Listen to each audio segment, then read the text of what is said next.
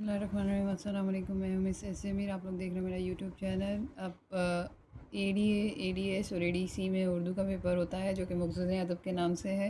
اس میں اقتباس کی تشریح کرنے کا طریقہ مینشن کر چکی ہوں۔ اب اردو کا جو پیپر ہے اس میں لکھا ہوتا ہے اوپر نوٹ تمام سوالات کے جواب مطلوب ہیں۔ اگر کسی ٹینیو میں 5 لکھا ہوا ہے تو وہ شاید مس پرنٹنگ ہے، آپ کو جتنے سوال دیے سب کے جوابات کرنے۔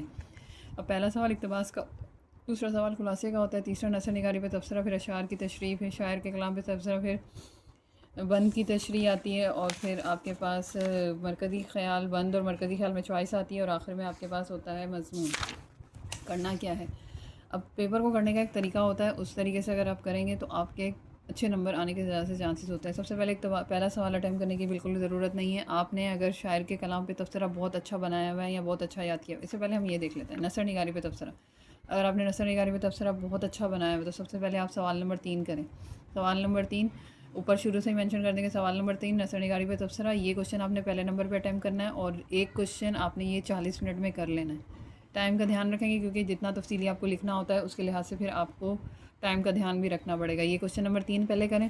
کوشچن نمبر 3 کرنے کے بعد آپ نے اگر یہ شاعر بہت اچھا بنایا ہوا ہے تو یہ 5 نمبر بعد میں کریں۔ تو سوال نمبر 3 کے فوراً بعد سوال نمبر 5، اور اس میں ہر ہیڈنگ کے اندر ایٹ لیسٹ 2 شعر یاد کریں، تاکہ اگر آپ ایک بھول جائیں تو آپ کے پاس دوسرے کا آپشن ضرور ہو۔ 3 سے 2 4 لکھ سکتے ہیں تو بہت اچھی بات ہے۔ پھر اس کے بعد آپ جائیں گے خلاصہ، سبق کا خلاصہ۔ اچھا، یہ بھی آپ کو 40 منٹ میں ہی کرنا ہے۔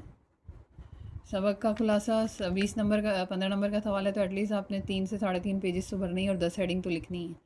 سبق کا خلاصہ کریں گے تو سبق کا خلاصہ جو آپ نے لکھنا ہے اس کی سینٹر ہیڈنگ لگائیے، اور سبق کا خلاصہ لکھنا 3 اسٹیپ میں جائیں گے۔ سب سے پہلے حوالہ سبق، پھر حوالہ مصنف جس کو تعارف مصنف بھی کہتے ہیں، پھر خلاصہ۔ ان 3 ہیڈنگس میں آپ کا یہ جواب آنا چاہیے، ڈائریکٹ خلاصے سے شروع نہیں کرنا ہے۔ سوال نمبر 2 کرنے کے بعد آپ جائیں گے، یا تو اگر آپ کو بند کی تشریح بہت اچھی آتی ہے، آپ کو اس کی گرپ ہے یہ کریں، ورنہ تو مرکزی خیال، یا تو کبھی کبھی مرکزی خیال کی جگہ نظم کا خلاصہ آتا ہے۔ اس کا لکھنے کا بھی یہی طریقہ ہے۔ تو سب سے پہلے حوالہ نظم، پھر حوالہ شاعر، پھر مرکزی خیال لکھنا ہے تو مرکزی خیال، پھر خلاصہ لکھنا ہے تو خلاصے کی ہیڈنگ لگا کے وہ آپ نے لکھنا ہے۔ 1 سے 1.5 پیج کا خلاصہ ہو جائے گا، لیکن مرکزی خیال تو آپ کو 7-8 لائن کا یا 9 لائنس کا ہو جاتا ہے۔ تو یہ جو خلاصہ ہے یہ آپ 20 منٹ میں کریں گے۔ وہ نثر نگار اور شاعری پہ تبصرہ 40 منٹ، یہ 20 منٹ، اور یہ آپ کا اگر مرکزی خیال ہے تو 15 منٹ، خلاصہ بھی ہے تو 15 منٹ میں کر لیں گے۔ پھر اس کے بعد ہم جائیں گے غزل کے اشعار کی تشریح 3 کرنی ہے، جتنی بھی۔ ان کو پہچاننے کا طریقہ کیا ہوتا ہے کہ یہ لاسٹ جو ہے نا اس کی پہچان رکھ لیں، اور جو بھی آپ شعر اٹیمپٹ کرنا چاہ رہے ہیں اس کا نمبر ڈالیں، شعر نمبر 1 یا 2 جو بھی اٹیمپٹ کرنا چاہ رہے ہیں، پھر اس میں لکھتے ہیں حوالہ شعر، پھر لکھتے ہیں حوالہ شاعر۔ تو حوالہ شعر لکھنے کے بعد ہم اس کو ایکسپلین کر دیتے ہیں، حوالہ شعر کو ایکسپلین کرتے ہیں، اور پھر اس کے بعد اس میں ہم مینشن کر دیتے ہیں کہ یہاں پہ کیا لکھنا ہے۔ حوالہ شعر میں لکھتے ہیں مندرجہ والا شعر ہماری 10 کی کتاب کی ذیل سے لیا گیا، جس کے شاعر میر تقی میر ہیں یا جو بھی ہے، اور پھر ہم یہاں لکھتے ہیں حوالہ شاعر۔ حوالہ شاعر لکھنے کے بعد ہم پھر تشریح پہ چلے جاتے ہیں۔ تشریح 1 سے 1.5 پیج کی ہونی چاہیے۔ تو 3 آپ نے اشعار کرنے ہیں، پھر اس کے بعد لاسٹ میں جو آپ نے کوشچن اس کے بعد اٹیمپٹ کرنا ہے وہ ہے اقتباس۔